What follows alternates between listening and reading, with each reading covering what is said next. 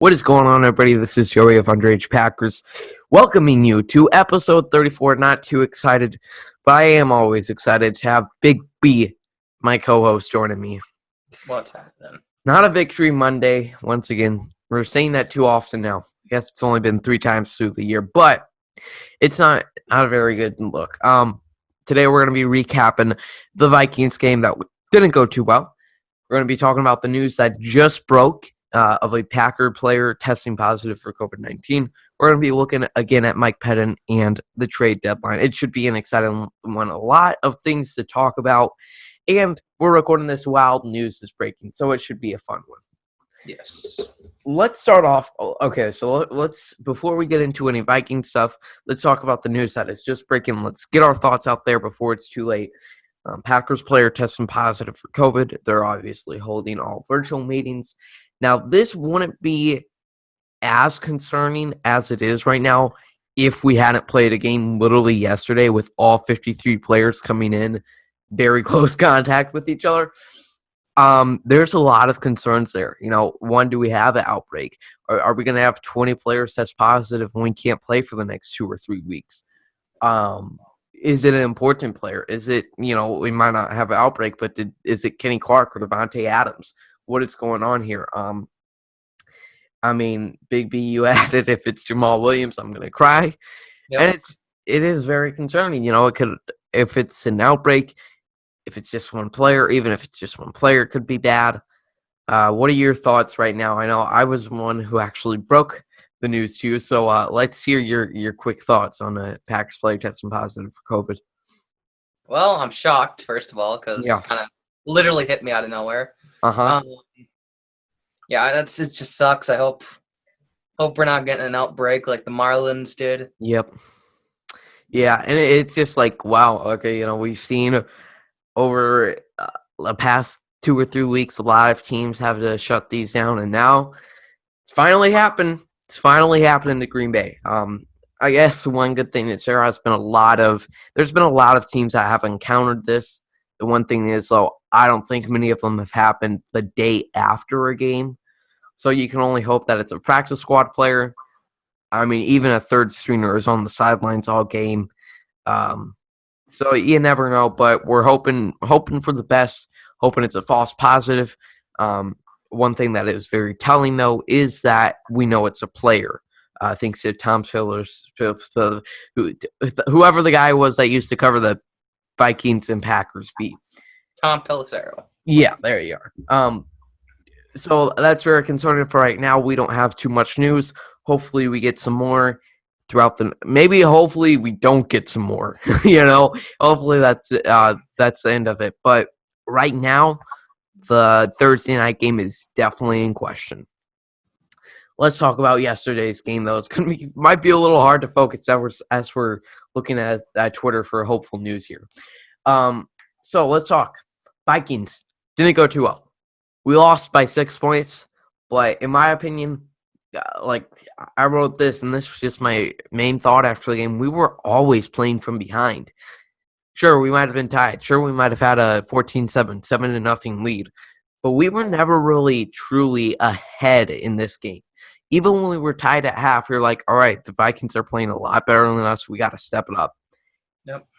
Did you kind of have that feeling even at halftime?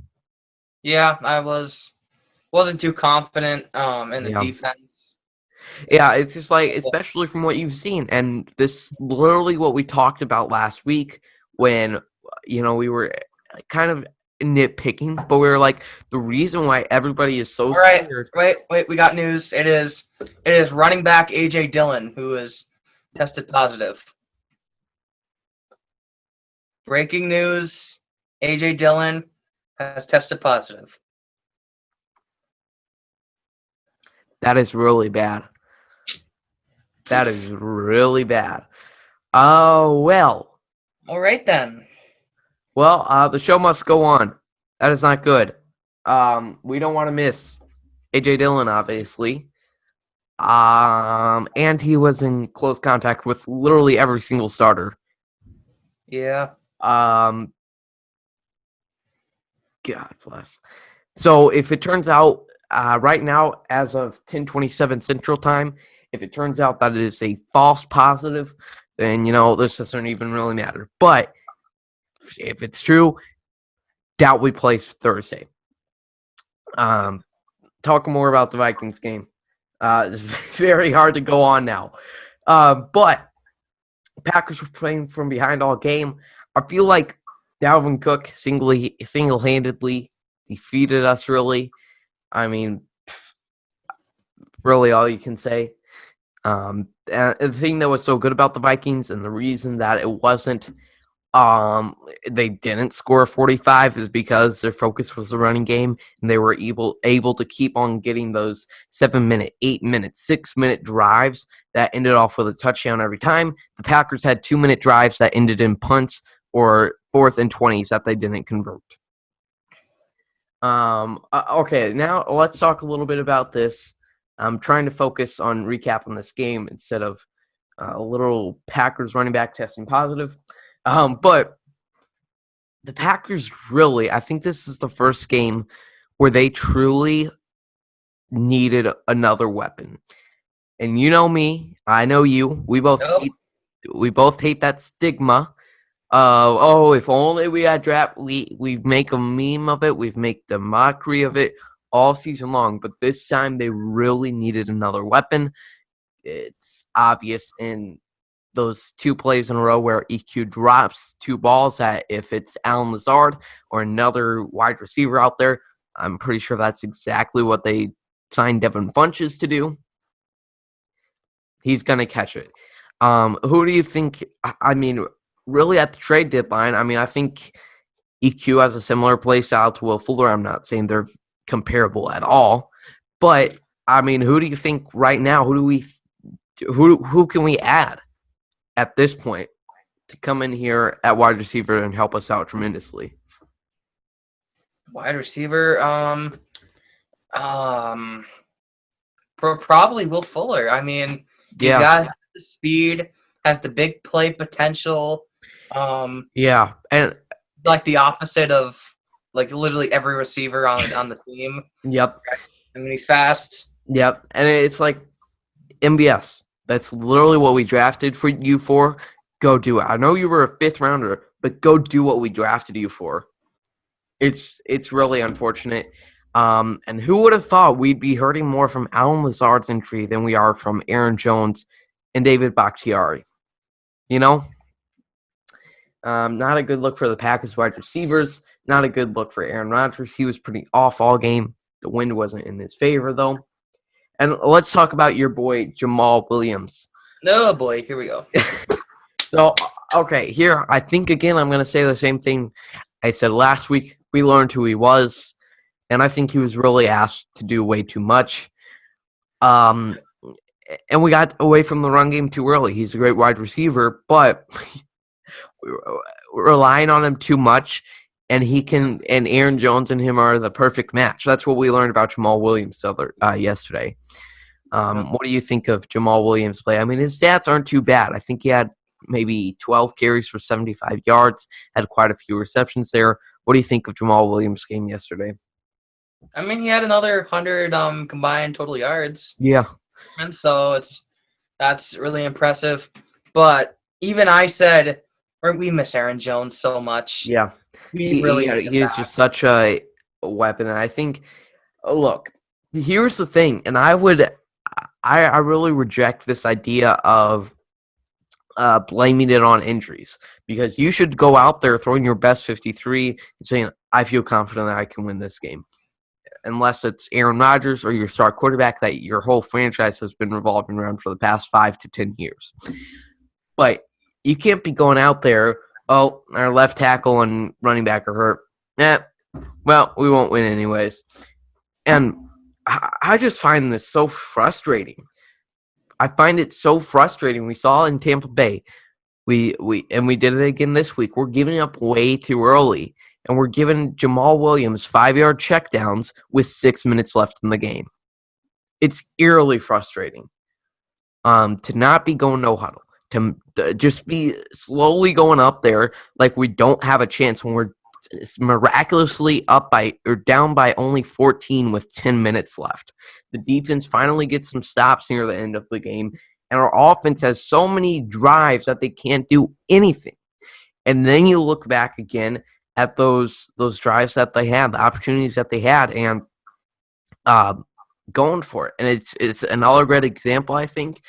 And I kind of blame it on the defense really for not allowing the offense to have any confidence in them.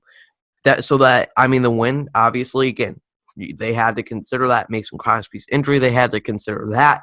But if we would have just went for those field goals on 2 of those drives where we were in field goal range, we would have tied that game with that 2-point conversion. Talking about that 2-point conversion, which was under review for a little bit with Jamal Williams, that is a fantastic play by Jamal Williams there. That is what we wanted to see from him all season long. Yes. Let's talk about the awful calls by these refs. And once again, I don't like blaming the games on the refs or anything, but Big B, I just looked at these, and I'll show it to our YouTube viewers. I'll try to subscribe it as best as I can to our audio listeners on Spotify or Apple Podcasts. First off, we're talking about Big Bob Tunyon. We're down. I believe this was the third to last drive. The next drive on offense, we score. But here you see an obvious pass interference that they call at first, but then they pick up flag, and that first down would have been absolutely massive. We get that first down and even score a field goal there. I don't know. Just even get the chance there to score that touchdown, and then we tie it on the next drive would be insane, considering how absolutely atrocious we were for most of the game. If we went, the fact that we were 45 yards away from winning this, or at least, from winning this game, is insane. Considering how atrocious we played, and it's just that's where Minnesota comes into trouble. That's where any team with a good run game comes in trouble, because as much as you can go on 7-minute long drives, as the offense has those Devontae Adams, they can score in 2 minutes, So Minnesota, I'm not going to say they got lucky there, but you just look at this really bad call.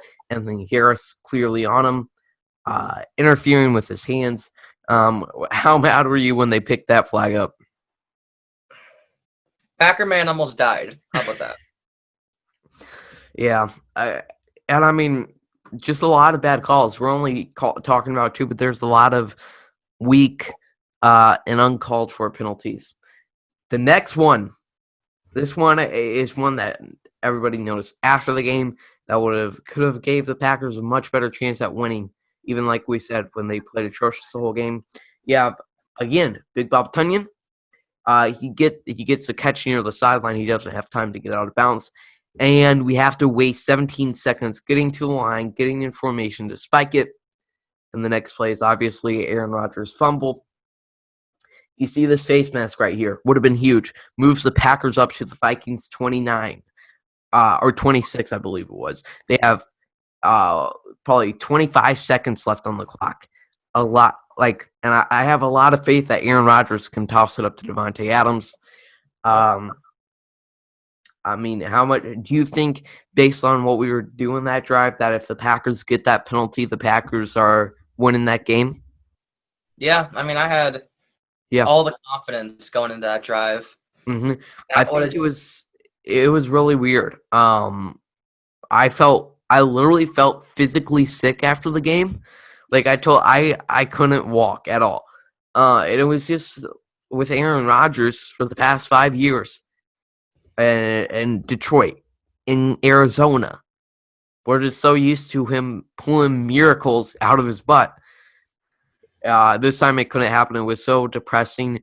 Just so it's over. I know. I hate when games end like that.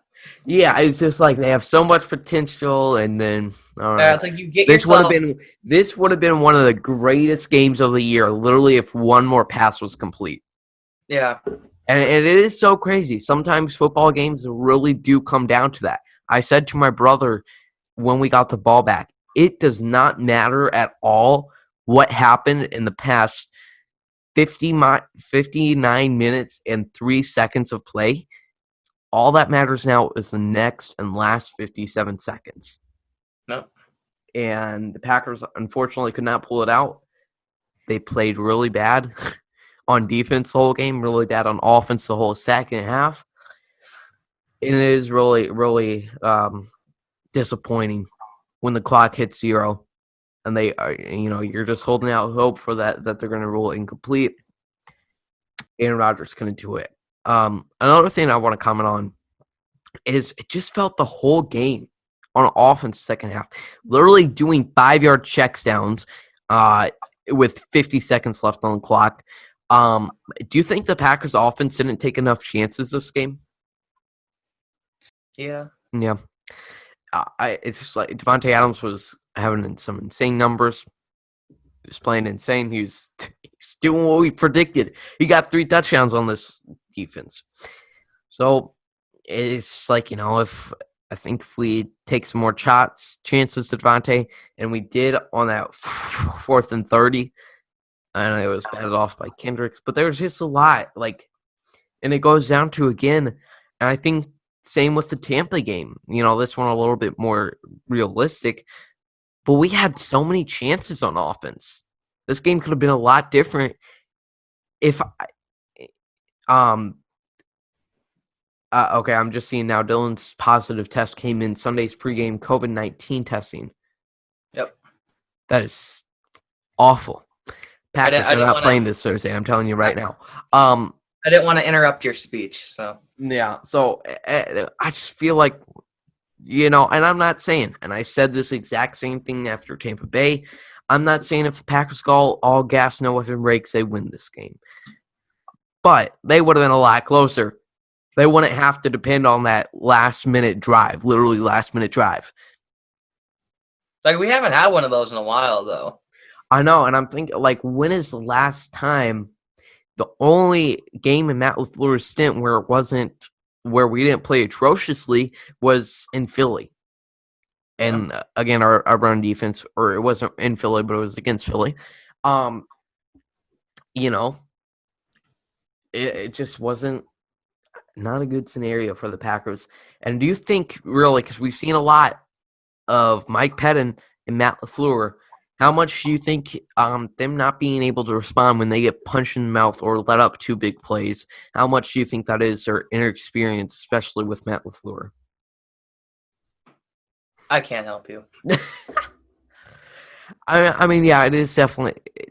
Is it concerning? Do you think it can be a looming problem, especially for Matt LaFleur, that he can't respond? He can't make the adjustments when he goes down big? I mean, maybe. You got to remember it's only a second season, though. Yeah. So maybe it happens 2 years from now. Then you should probably start being a little worried about it. Yeah. Yeah, I just want to see a game where it actually comes down to the last second, it's back and forth, and not where the Packers have to pull out some crazy miracle. And this one shouldn't even had to come down to a miracle. The fact that we had 5 drives when we were only down by 14 is pretty sad. Yep. And let's see, what else do we got on here? Mike Pettin. Let's get a few angry rants out here before we get to the little good, especially after this morning's news. Yeah. Mike Pettin. We got to talk about him. We talk about him every single week because he's just that awful. At this point, whose relationship is Mike Pettin's good with? What relationship in the Packers does Mike Pettin have is a good one? Obviously not good with Matt LaFleur. Probably the custodian. Yeah, maybe Mike Pettin is instead of focusing on coming up with a competent and new game plan, he just spends his time picking up banana peels off the floor. Maybe. Maybe he's good friends with Wes Hawkins. I don't know. Or maybe even Christian Kirksey hates him too. It's obviously not good with Matt LaFleur. It's obviously clearly not good with the fans. I don't know how he sticks around after this season. I don't know how he made it through this offseason. And I'll once again show this. There was literally two plays that I saw, and I don't even watch the game back. Well, I do when it's a win, but not when we lose. Where Preston Smith, literally at outside corner. Now, what in tarnation, Mike Pettin? We have a rule here at Underage Packers. We never record. We've only had to do this twice. We never record the day of a loss. If we win, we'll record the post game the day of. But if we lose, we won't rant the day of, just because we want to get a more refreshed state. But I am still very angry at Mike Pettin and overall performance of this game. So here's Preston Smith at corner. There's a picture for you. There's a play where he had no idea. I don't understand why Josh Jackson is telling Preston Smith to go outside corner. He's probably thinking, my God, what is this crazy man, Mr. Pettin, telling me to do? Why is he telling me our outside linebacker to go back corner? Maybe it's maybe Pettin has a weight loss. Oh, yeah. He's like, Preston, we got to get you some more exercise. We might allow 15 yards here, but got to get you in shape, Preston. Trust me, it will play off later. Yep. And then you have the biggest problem of all is letting off. Like, this was the only thing Vikings had going on offense when it came to 3rd and 10. They'd just literally throw it over the middle for an easy completion. And then we'd take them. It would take us 3 seconds to get to the player, which is a long time. And here's a picture against Texas or Houston, where it's 4th and 3, and Jair Alexander. So the line of scrimmage looks like it's at the 48, and Jair Alexander is lined up at the opposing 44. And Montravius Adams going into coverage with Kenny Clark, rushing 1 or 2 pass rushers on 3rd and 10. It's just really frustrating. It's like, I don't get why you do that. What's the plan? What is the thought process? Yes. Okay, so throw out more outside linebackers that can cover, instead of bring in more time, bring in Vernon Scott, bring in Henry Black, bring in more safeties instead of putting Preston Smith at corner. I just don't understand it. I don't understand the goal of Mike Pettin's defense at this point. And it's just, once again, we talked about this with Maggie. How frustrating is it that the Packers have never been able to put it together? And I'm not going to sit here and say, oh, they wasted Aaron Rodgers' prime, but it's every year. It's like, we got to fire Capers. He's awful. Oh, now it's McCarthy. Now it's Thompson.